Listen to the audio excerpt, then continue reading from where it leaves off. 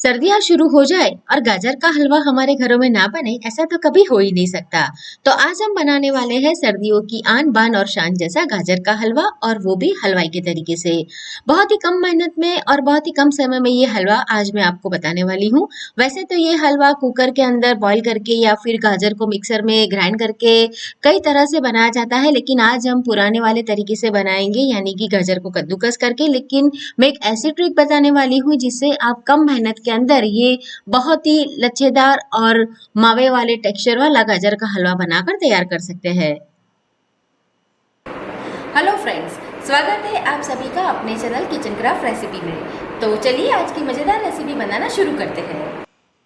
गाजर का हलवा बनाने के लिए यहाँ पर मैंने 1 किलो गाजर लिए है। जब भी आपको गाजर का हलवा बनाना हो तो मार्केट में से आप फ्रेश गाजर लेकर आए, उसे घर में लाकर तुरंत ही हलवा बनाए। 2-3 दिन उसे रखे नहीं, नहीं तो गाजर नरम हो जाएंगे और उसे हम आसानी से कद्दूकस नहीं कर पाएंगे। तो गाजर को पहले हम पानी से अच्छी तरह से साफ कर लेंगे और फिर पिलर की सहायता से इसके जो छिलके हैं उसे हम निकाल देंगे। आप इसे पिलर से भी निकाल सकते हैं या फिर चाकू से भी निकाल सकते हैं। आपको जो तरीका सही लगता है उस तरीके से आप उसके छिलके निकाल कर पहले सारे तैयार कर ले। और गाजर जो इस तरह से मतलब लाल कलर वाले आते हैं, कलर में ज्यादा डार्क होते हैं, वो ले तो हलवे का कलर बहुत ही बढ़िया आएगा। उसके अंदर कोई भी आर्टिफिशियल कलर हमें नहीं डालना पड़ेगा। तो पहले हम सभी गाजर के छिलके निकाल कर उसे तैयार कर लेंगे। छिलके अभी मैंने निकाल दिए हैं।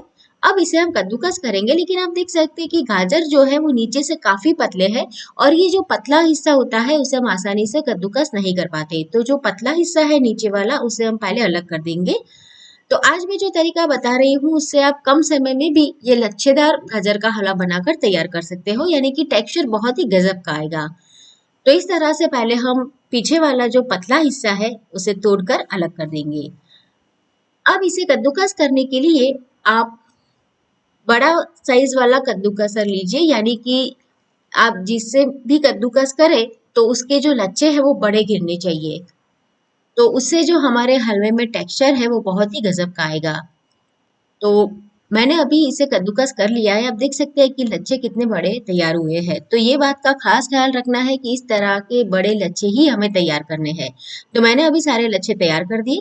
अब जो पीछे वाला हिस्सा था उसे हम इलेक्ट्रॉनिक जो चॉपर आता है उसके अंदर चॉप कर लेंगे, ताकि जल्दी में हमारा काम हो जाए। ये जो पतला हिस्सा होता है उसे ही कद्दूकस करने में ज्यादा टाइम लगता है और कई बार ऐसा होता है कि कद्दूकस करते वक्त हमारी उंगली में लग भी जाता है। तो इस तरीके से अगर आप बनाते हैं तो टेक्सचर बहुत ही गजब का आएगा, समय भी हमारा कम लगेगा। तो इस तरह से पहले हम इसे छोटे छोटे टुकड़ों में कट कर लेंगे और इस तरह का जो इलेक्ट्रॉनिक चॉपर है उसे हम चॉप कर लेंगे। अगर आपके पास चॉपर नहीं है तो आप मिक्सर जार में पल्स मोड पे इसे ग्राइंड कर सकते हैं। अगर आप पूरा हलवा इस तरीके से बनाते हैं तो क्या होगा कि हलवा जब तैयार होगा तो उसका जो टेक्सचर है वो बहुत ही गाढ़ा और मैशी हो जाएगा। लेकिन इस तरह से आप लच्छेदार टेक्सचर चाहते हैं तो ये मेथड आप फॉलो करें। तो मैंने अभी इसे चॉप कर लिया है। आप देख सकते हैं कि इसका जो टेक्सचर है वो अभी ऐसे पूरा ग्राइंड नहीं हुआ है, लेकिन दरदरा है। तो इस तरह से हमें इसे पहले तैयार कर लेना है। तो लच्छे के साथ इसे हम मिक्स कर लेंगे ताकि हमारे हलवे में बहुत ही बढ़िया बाइंडिंग भी आ जाएगी। और आज ये हलवा हम बिना खोए के ही बनाएंगे, क्योंकि अक्सर ऐसा होता है कि खोया हमारे घर पर रहता नहीं है और जब गाजर का हलवा बनाना हो तब मार्केट में से उसे लाना पड़ता है। तो आज हम बिना खोया ही ये हलवा बनाएंगे, लेकिन टेक्सचर और टेस्ट दोनों ही उसके अंदर खोए जैसा आएगा। तो पहले हम एक भारी तलिए वाली कढ़ाई लेंगे और उसके अंदर 2 से 3 चम्मच घी डालेंगे और जो गाजर हमने कद्दूकस किए थे और चॉप किए थे दोनों ही इसके अंदर डाल देंगे। गैस की फ्लेम को हमें बिल्कुल स्लो रखना है। आप ये हलवा बनाने के लिए या तो भारी तली वाली कढ़ाई या फिर नॉनस्टिक का इस्तेमाल करें।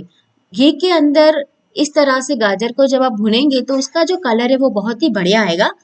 और घी में इस तरह से कोट करके उसे हम पहले कच्चा पक्का पका लेंगे ताकि समय भी कम लगे।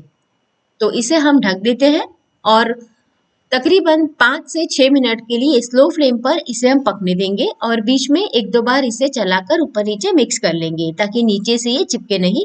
वैसे तो ये भारी तली वाली कढ़ाई है तो चिपकने का डर नहीं है, लेकिन फिर भी हमें सावधानी थोड़ी सी रखनी पड़ती है। तो इस तरह से इसे हम चलाते हुए कुक कर लेंगे। तकरीबन 20 से 25% तक इसे हमें कुक कर लेना है। जब ये इस तरह से कुक हो जाए तब हम डालेंगे 500 ml फुल फैट मिल्क। तो 1 किलो मैंने गाजर लिए थे, तो उसके साथ मैंने 500 ml फुल फैट दूध डाला है। फुल फैट दूध यानी कि जिसे हमें उबाला नहीं है, यानी जिसके अंदर से मलाई नहीं निकाली गई है, वो वाला दूध। दूध डालते ही गैस की फ्लेम को हम मीडियम और हाई के बीच में करेंगे। जब दूध इस तरह से उबल जाए तब गैस की फ्लेम को फिर से हम मीडियम कर देंगे। आप चाहे तो और खाना पकाते पकाते साइड में ये गाजर का हलवा भी गैस के ऊपर बना सकते हैं, मतलब अलग से टाइम निकालने की आपको बिल्कुल भी आवश्यकता नहीं है। तो इसे हम मीडियम फ्लेम पर ही पकने देंगे। ये हलवा बनने में 15 से 18 मिनट का ही समय लगता है।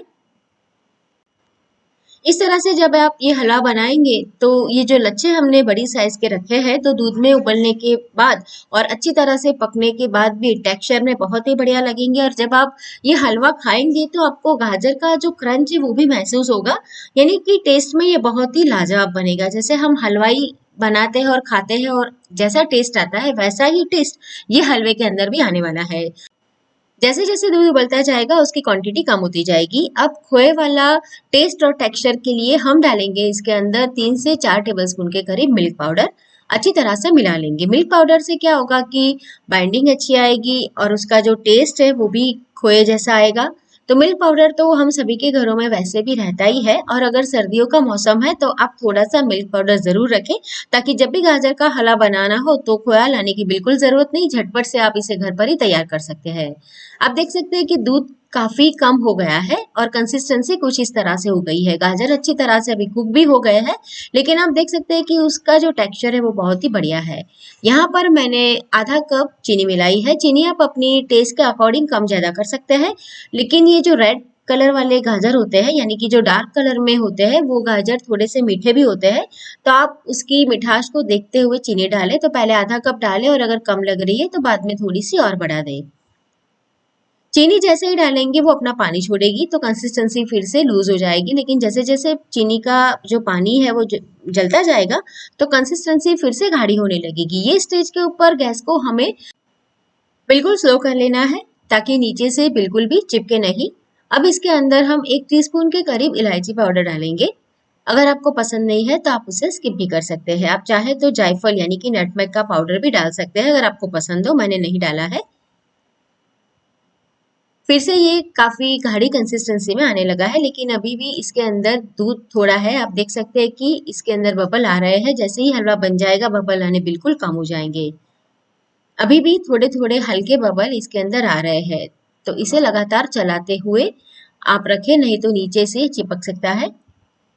इसीलिए हमें भारी तली वाली कढ़ाई या फिर नॉनस्टिक का इस्तेमाल करना चाहिए। अब ये स्टेज के ऊपर हम डालेंगे 1 चम्मच घी।